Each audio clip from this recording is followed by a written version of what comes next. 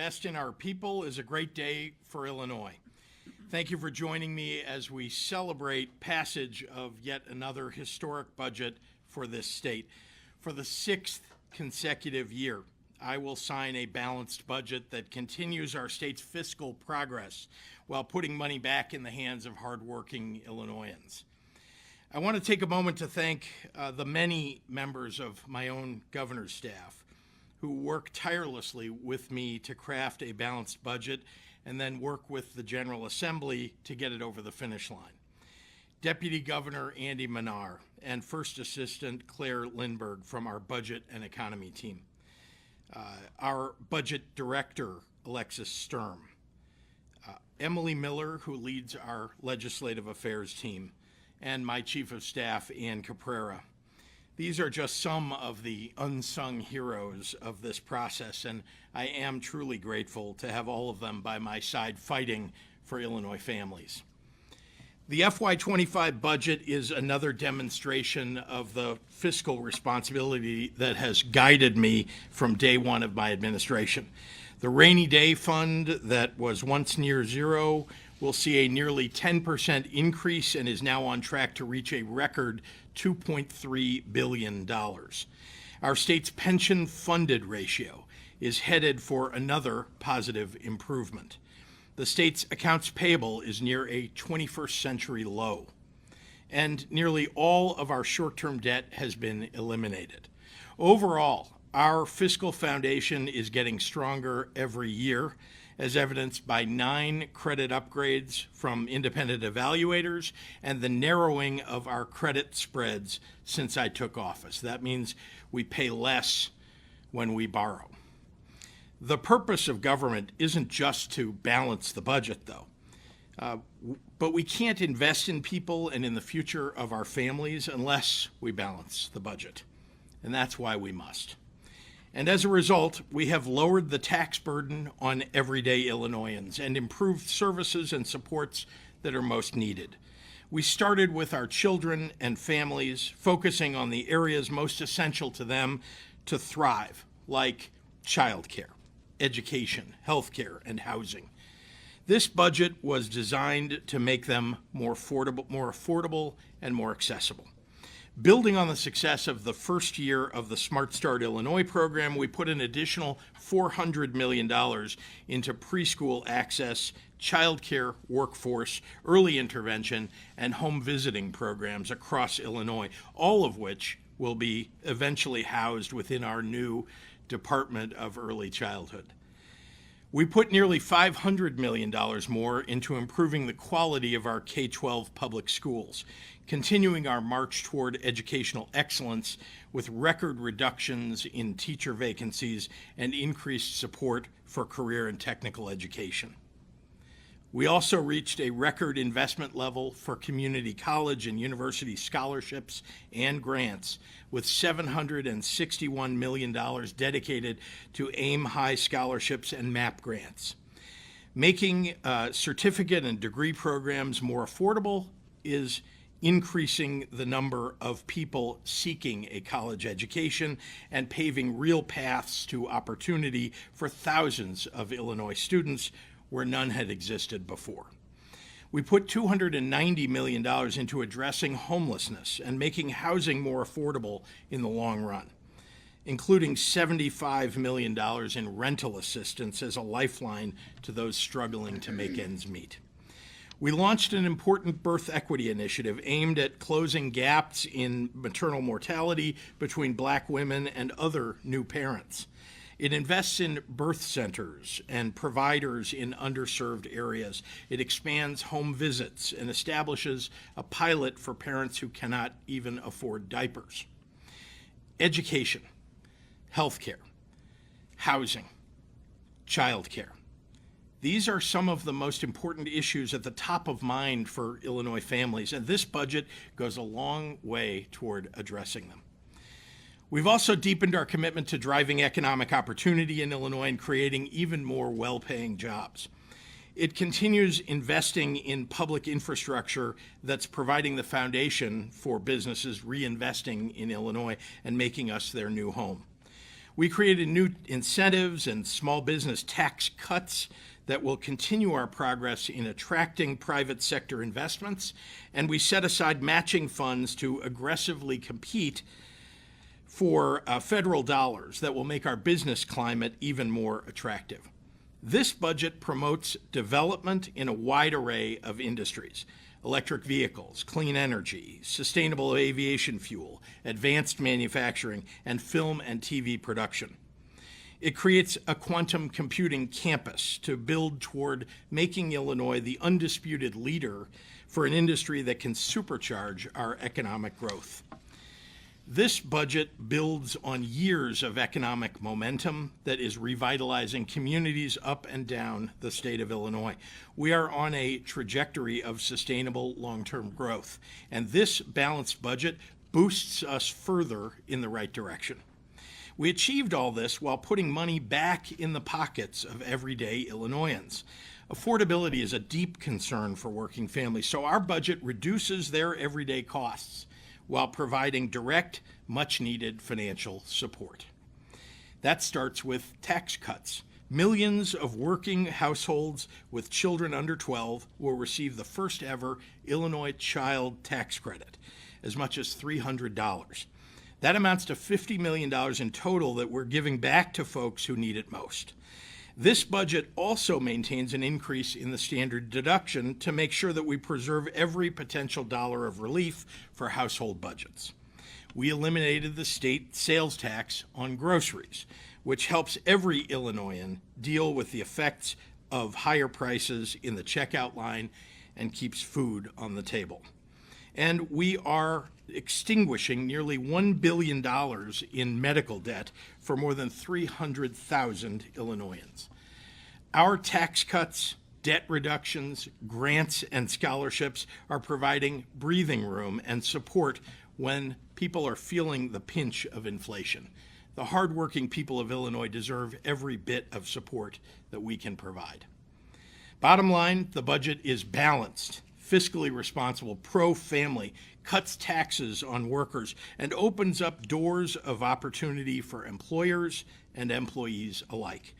I'm very proud to be able to sign this budget today and look forward to working together to bring these investments to life in a healthier, more prosperous Illinois.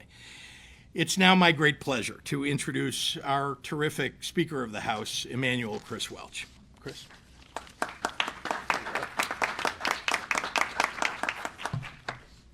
Good morning, everyone. Good morning. It is truly an honor and a privilege to be here with all of you.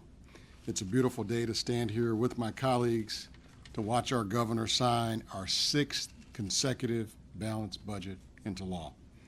You know, I am quite sure that's pretty historic to say here in Illinois. Our 6th consecutive balanced budget being signed into law today. You know, we knew going into the start of the year that this was going to be a tougher budget than in the previous years. You know, that's why in January, when we returned to Springfield, I gave our caucus a book written by author Simon Sinek called The Infinite Game. I believe that book was going to help us set the tone for what was going to be a tough few months ahead.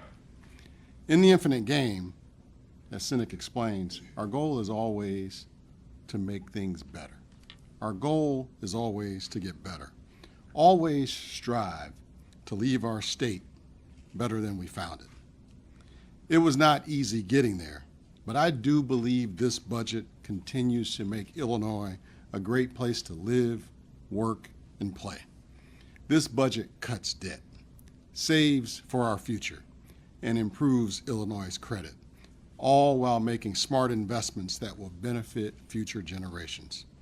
Through our budgeting process, the House, the Senate, and the governor's office worked collaboratively. We worked line by line and found $75 million in efficiencies that allowed us to cut the cost of government to invest in the resources our communities and hardworking families value. We created that $50 million child tax credit to help our most vulnerable families. We've eliminated the state grocery tax while also providing historic support for local governments. We've continued in our goal to provide true cradle to career education a true cradle-to-career education system.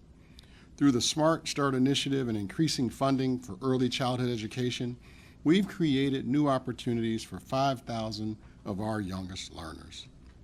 And again, we're expanding access to MAP grants, providing 140,000 students with a true pathway to affordable college education. In this budget, we're prioritizing healthcare, specifically millions to address maternal mortality, improve outcomes for women and babies, and fund community-based health centers. This budget is truly a reflection of the values that Illinoisans have. As Seneca said, progress is fueled by the undying belief that the future is bright. When you read this budget, the future is definitely bright. It took a lot of good faith negotiating and difficult conversations to get to this day, but I'm proud to stand here delivering on the promises we've made. I want to thank Governor Pritzker, Senate President Harmon, and their staffs for the collaboration and the work that was done. I also want to thank our House Chief Budgeteer, Leader Jahan Gordon Booth. I want to thank our new Research and Appropriations Director, Indra Curry, her budget team, our House staff, my Chief of Staff, Tiffany Moy. I want to say happy birthday today to our Legislative Director, Kylie Kelly. This is a present for you, the signing of a budget. Thank you for helping us deliver it. And to all of our team, thank you for your dedication to Illinois. Our team went into every single meeting advocating for our priorities, and they really deserve a great deal of gratitude.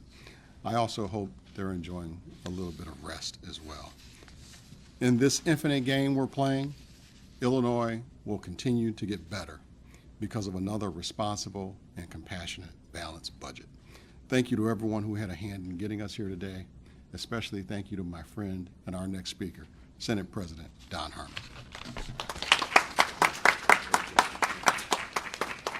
Thank you, Mr. Speaker. Thank you, Governor.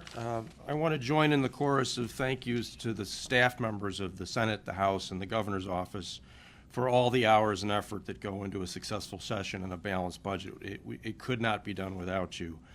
In my time as Senate President, I've learned the most important thing I can do for the budget is to empower a smart and experienced budget negotiator, and there's no one in the building with more experience in the budget than Senator L.G. Sims. So, Senator Sims, thank you for that. There you are. Through collaboration and recognition of shared goals, we've now produced 6 straight responsible, balanced budgets that reflect the priorities of the people of this great state. We invested in education at all levels and increasingly look to put resources into early education. We put millions towards ending homelessness and addressing other long-standing issues facing our communities. We eliminated the state grocery tax and, as the Governor said, enacted a real tax cut for many families through the increased standard deduction. And there are real dollars in this budget for young people via summer jobs, youth employment, and violence prevention programs. This is a budget that is built on making a difference. At the same time, we honor our commitments and continue to responsibly pay down our debts and improve our fiscal credibility. And today, Illinois is stronger than it ever has been. Over these past 6 years, we've overcome unprecedented challenges to truly turn around Illinois and set a course for a better tomorrow. I'm proud to be part of the ongoing partnership with Speaker Welch and Governor Pritzker that makes this accomplishment possible. Thanks to all of you for your work on this, and I'm going to turn the microphone over to our budget negotiator, Senator L.G. Sims.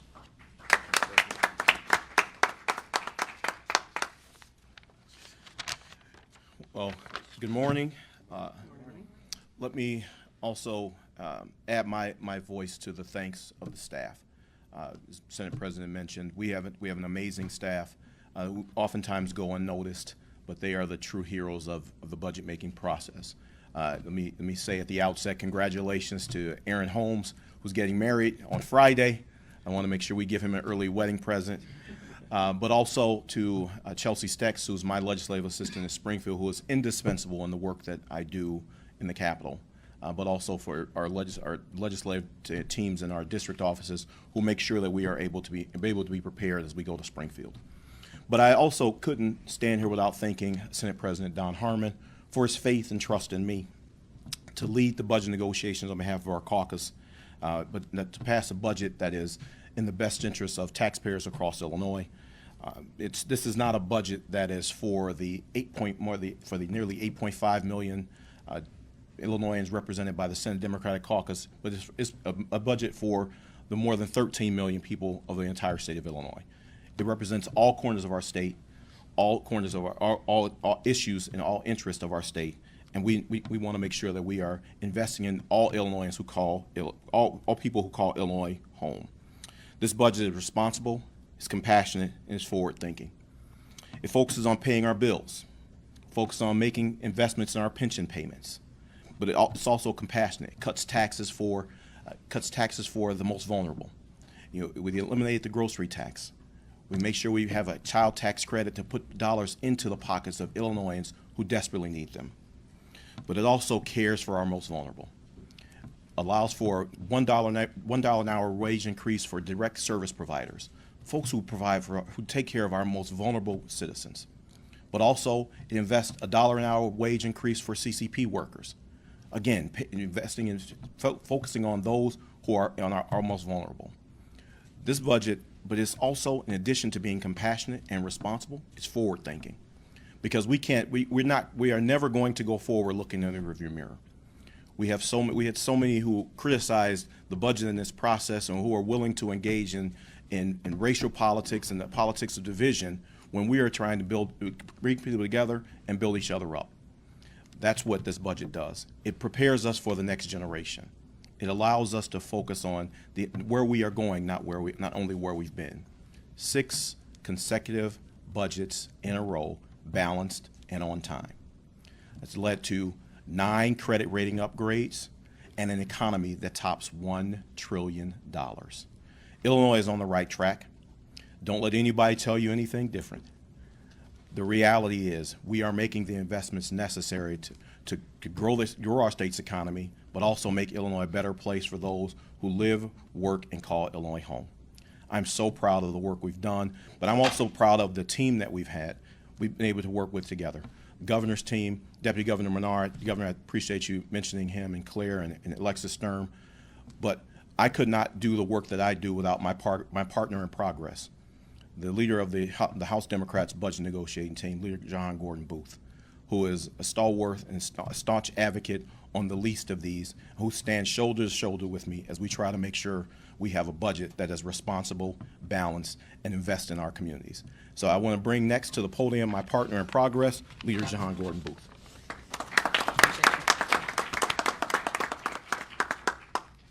Good morning, everyone. Good morning. You won't catch me being the only person who doesn't thank staff. So I'd also like to take a moment and provide a very heartwarming thank you to the members of the Illinois House's staff, led by none other than Indra Curry, who came into this process right before the governor's budget address and really hit the ground running. Her and her entire team worked tirelessly. Oftentimes, when I would get there in the morning, they were already there, and I'd leave at night. Oftentimes, 12, 1 o'clock in the morning, they were still there. So I want to give them a great deal of gratitude for all their work. The Senate staff, I would be remiss if I did not thank the individual who's entrusted me with the ability to represent the great 78, Speaker Welch. Thank you for your belief in the ability for me to be able to get this job done on behalf of our caucus. The governor, again, this is my third governor that I've worked with, and none of them has been as good as Governor Pritzker. So thank you for your leadership. The team that worked on the budget, Deputy Governor Menard, who used to be Senator Menard, we have been in a lot of good trouble together, and being able to work on this budget was also a great memory that we'll be able to continue, because the work that we've done in collaboration with both chambers and the governor's office is really about centering Illinois for the future. As a mother who has to balance the checkbook every day for my home, being able to do it for the grade 78, I'm gonna tell you, it's a little bit harder, but I will tell you that it's no different when you have the perspective of what it means to make decisions and make choices and you live with them. This by no means was an easy budget, but this is a good budget that invests in families all over the state of Illinois.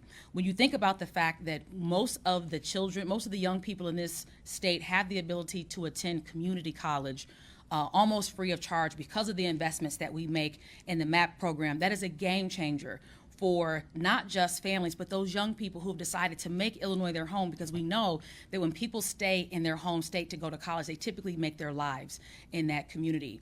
The significant investments that we have made in MAP is helping to build our workforce for the future. You're going to continue to see a theme. We are investing not just for today, not just ensuring that we have balanced budgets, ensuring that we are keeping the trains on time and keeping the lights on, but we're making investments for the future, which is why you see so many of the companies that you see investing in Illinois, because they see us making investments in initiatives like the workforce equity initiatives that is literally lifting people out of poverty, giving them the ability to get the buildable credentials to then be able to go into the workforce, to then have the credentials and the accommodations to then be able to go into those high-skilled manufacturing jobs, to be able to go into nursing programs, to be able to be all that they can be. We are making those investments not just in today, but also in tomorrow.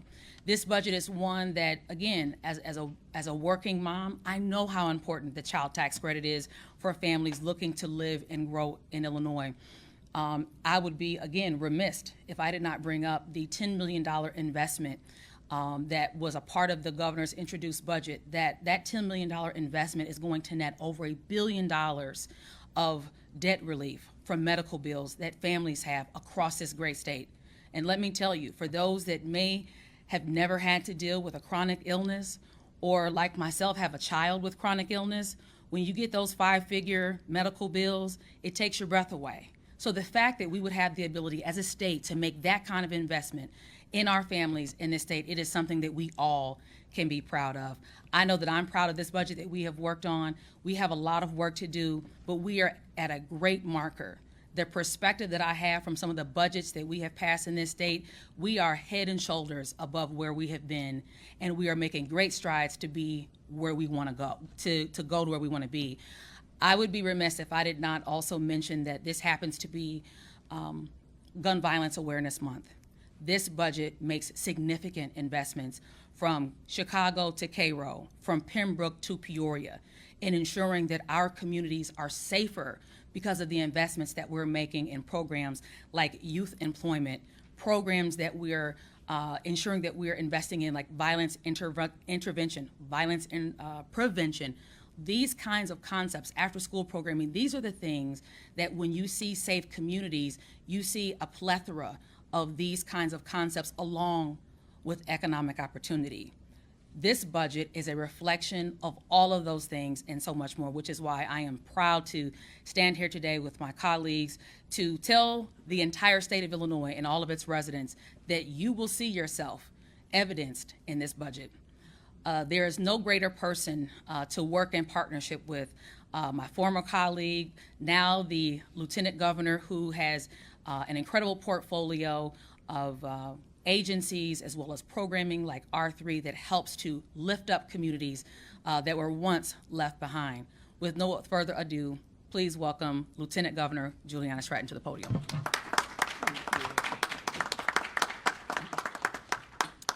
Thank you, Leader Gordon Booth, not only for that welcome, but also for your leadership and spirit.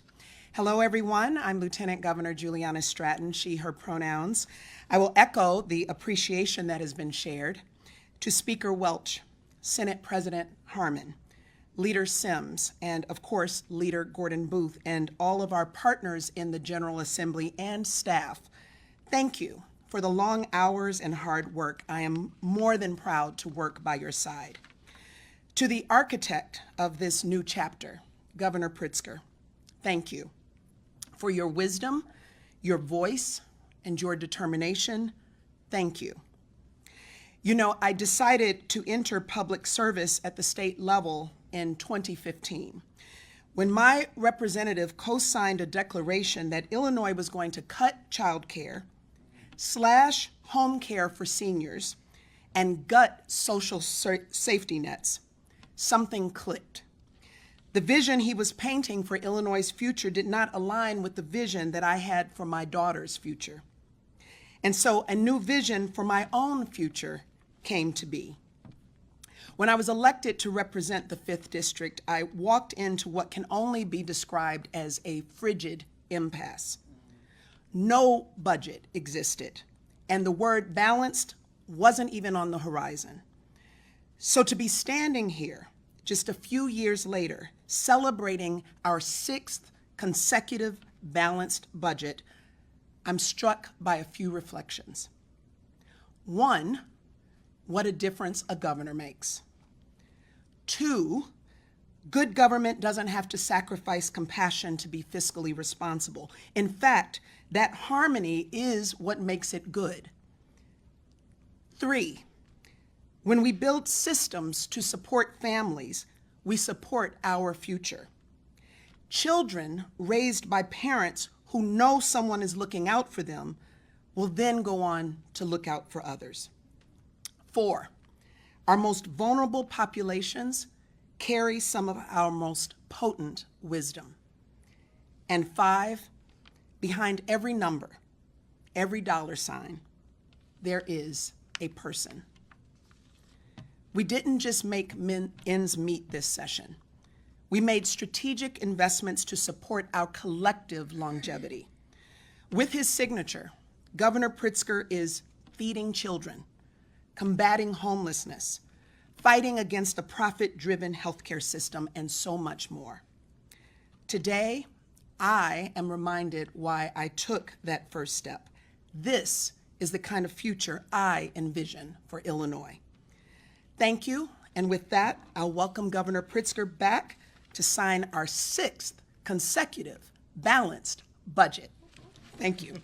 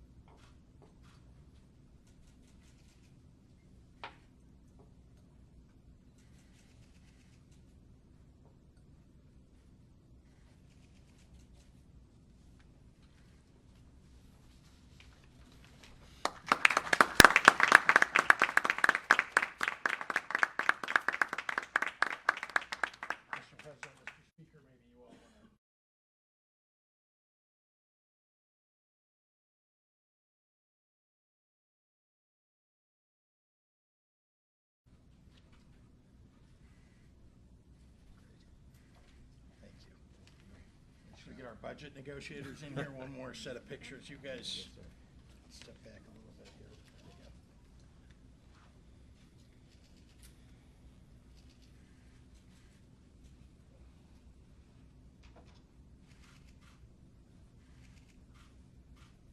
Great.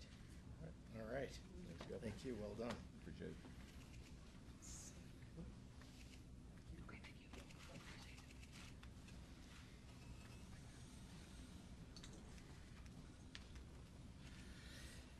Happy to take questions from members of the media. Jeremy. Hey, Governor. Obviously, we signed the budget today, but there's other budget-related items that are waiting, such as the revenue package, for example, that hasn't been signed yet. There's been some pushback, related to this prohibition on the interchange fee, the revenue package, of course, had a hard time passing through the House. It took 3 tries.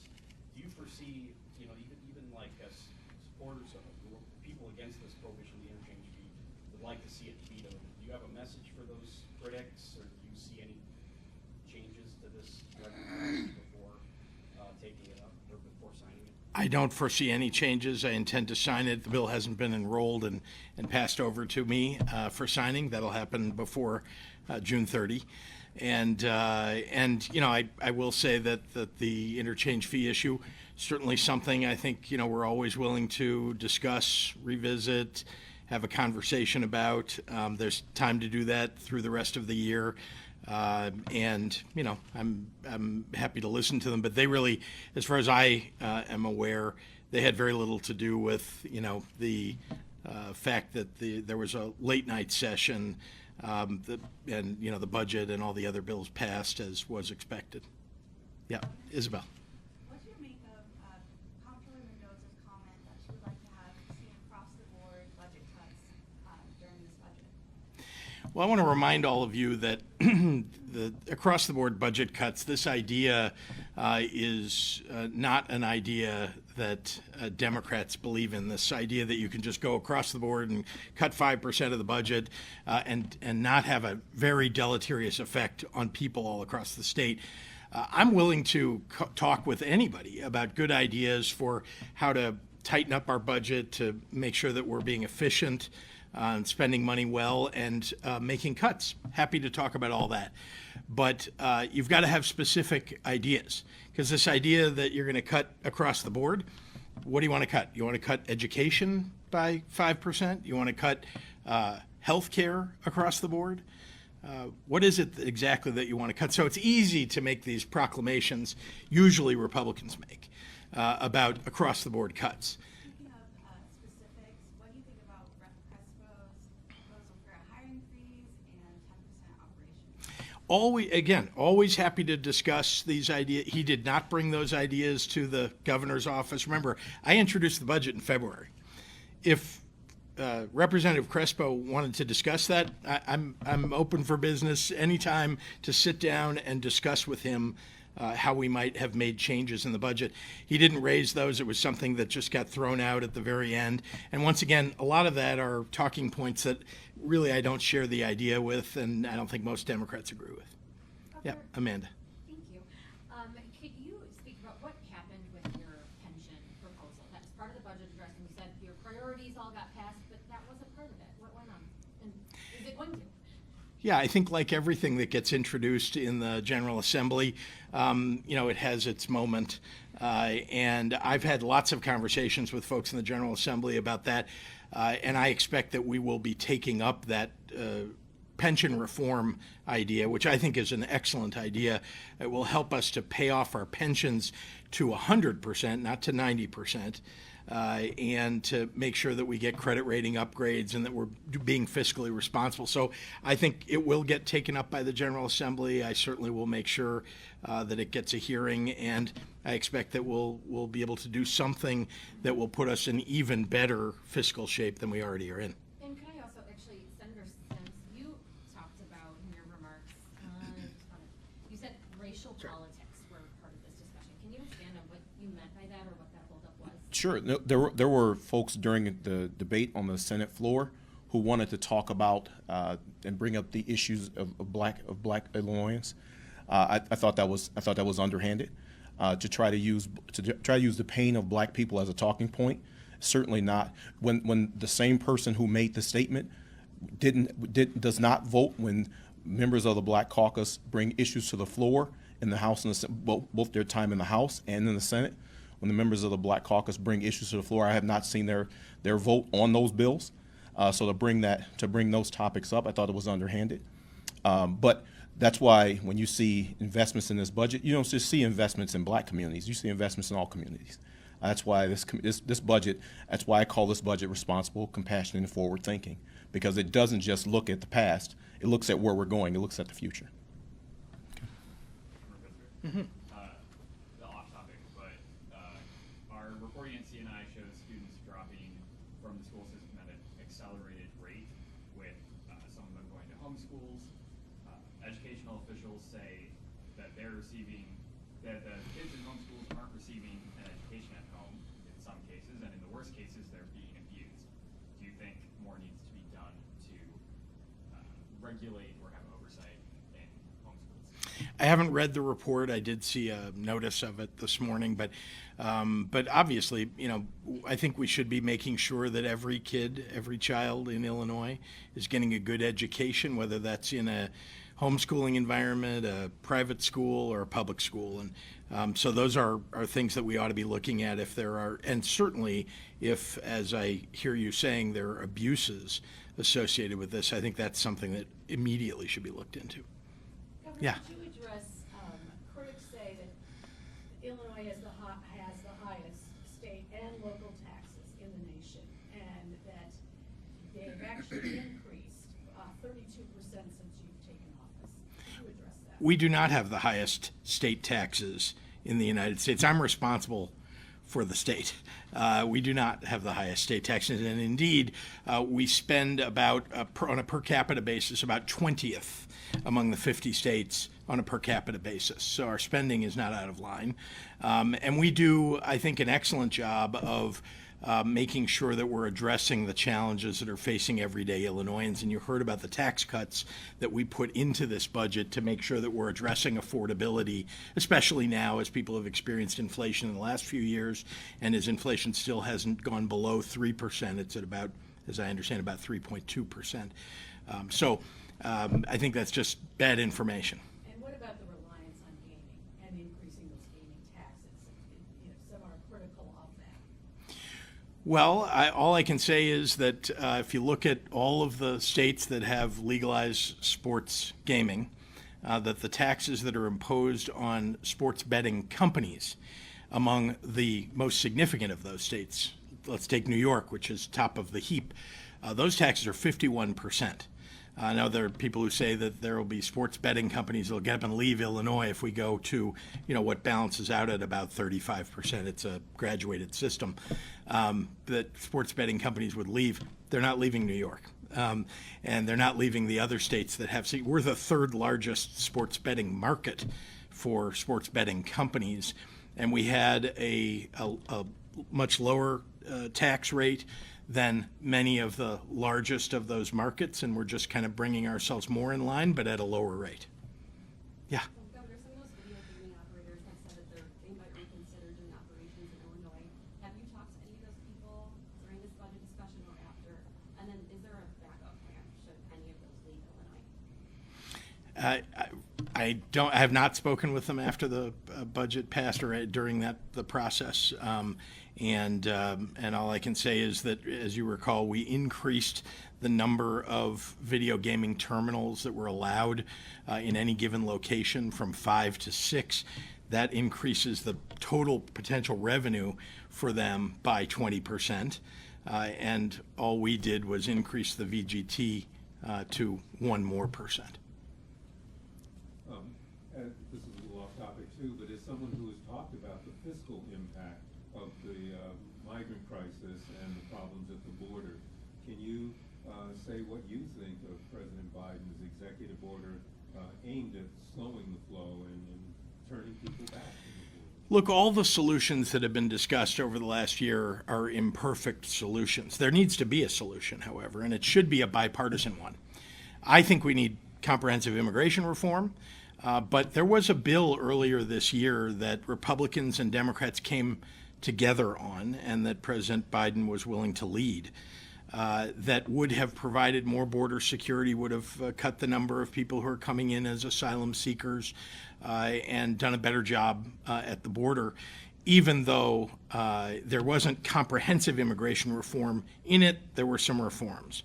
And again, everybody was compromising. I think if you listen to Republicans back then and Democrats back then, it's just a few months ago, everybody felt like it wasn't a perfect bill, but it would have made a difference. You know what? The leader of the Republican Party, the convicted felon, Donald Trump, he told all the Republicans to walk away because he wants it as a political issue. So he puts politics over country. And in my view, we now have a proposal from the president that is, again, it's not a perfect solution. We'd like the Congress to take action, but the Republican-controlled House is unwilling to do so.